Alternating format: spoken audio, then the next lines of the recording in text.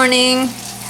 So I wanted to share how my mom would send an orange, a navel orange, in my lunchbox at school in the 60s so that I could have fresh fruit. She always gave me a sandwich and some sort of vegetables. It could be like carrot sticks, celery sticks, and fruit. We never had potato chips. We never had any kind of junk food in our house growing up. But she would always provide a sandwich and vegetables and fruit. She was always told, and she told me, that eating an apple is kind of like brushing your teeth. So that would be the last thing that you would eat. And it sounds kind of crazy, but it's because it has sugar. But it was the texture of the apple that would kind of like clean your teeth after eating a sandwich and some other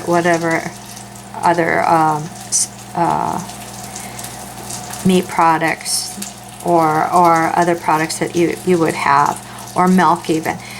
I would always have milk. The schools would provide cartons of milk for a nickel. You'd get in line and you'd pay a nickel and you would get a little carton of milk. But my mom had a thermos for me, and in those days it was really precarious to have thermoses because there was glass on the inside, and if you dropped your lunchbox and then you would pick up your thermos and jiggle it, it would be, sorry, I'm trying to, you jiggle it and you'd hear, it would sound like ice. You knew that you were messed up because your thermos had broken. The glass on the inside that insulated it was broken. It's really sad. That's probably why when you go to look for antique things like antique thermoses, you usually only find the pail because the thermos more often than not was broken.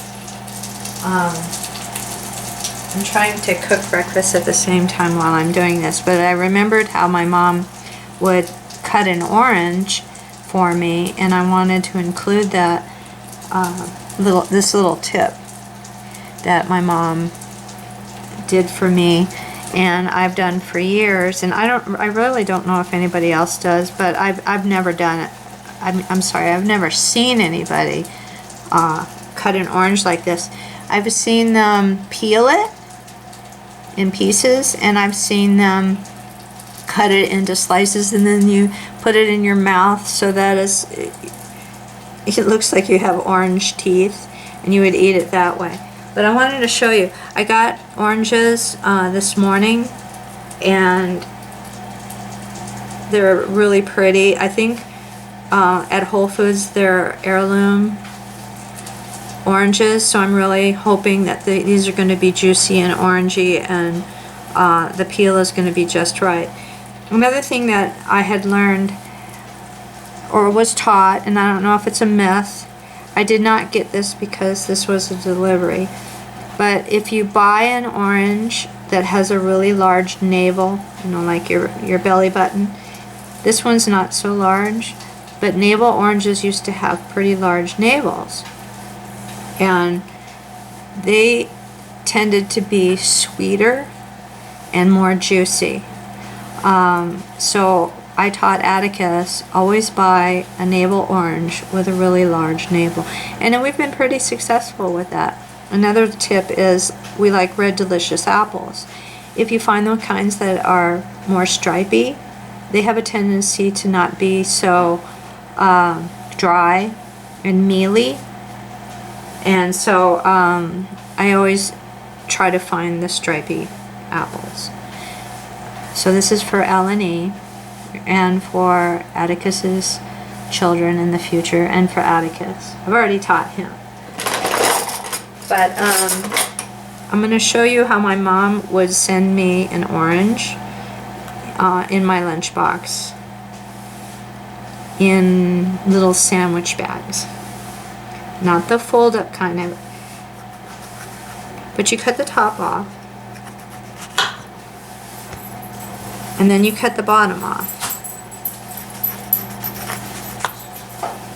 Now my mom didn't have compost piles, but I do, so I'm saving mine. And now this looks beautiful. It already smells really good. It smells like an orange should smell. And I believe, oh wow. I believe it's probably very juicy. It looks it. I don't see dryness in it at all. This is a good one. So what you do is you take a knife and you carefully cut so that it's down to, I don't know what the white part is called, but it's down to the white. So you cut the peel like that, and then you just keep turning it. And it's making sections, but it's not going all the way through. So I'm going to go all the way around the orange.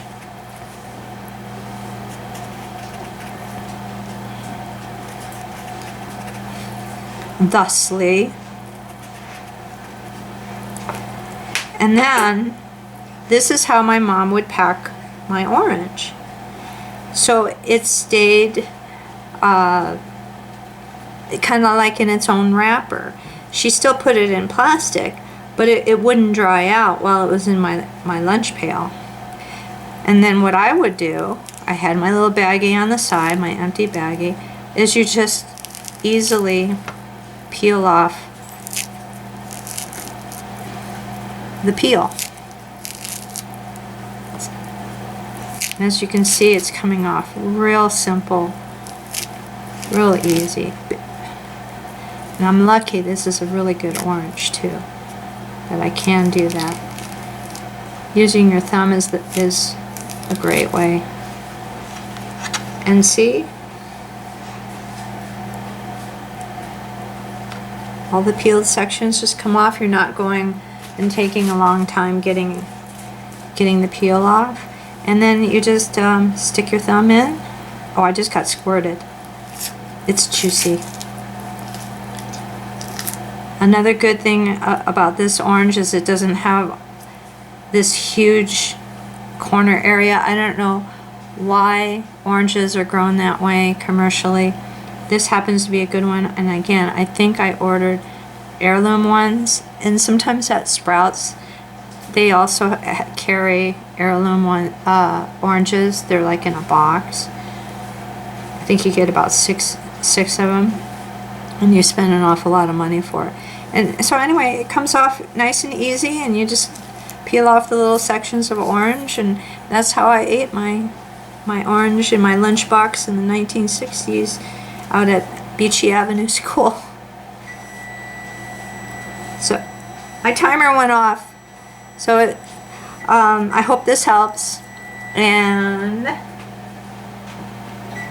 breakfast is ready, and have a good day. God bless.